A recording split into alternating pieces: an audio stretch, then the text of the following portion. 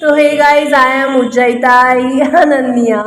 তো আজকে আমরা একজনের বাড়িতে এসেছি, যেখানে এসে আমার মা নিজের হাতে রান্না করছে, সেটা তোমাদেরকে দেখাবো। এখানে আমার ছোট বোন বসে আছে, আইরে ঘামে পুরো ভিজে গেছে।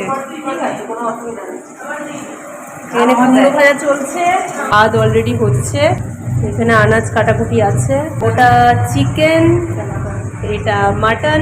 তো মা কেমন লাগছে রান্না করে? ভালো লাগছে?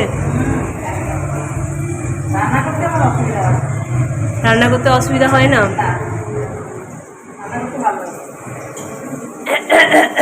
তো আজকে তুমি কি নিজের হাতে রান্না করবে এই মাটনটা? তুমি কি নিজের হাতে রান্না করবে? এই তুই কিছু বলবে? টাটা।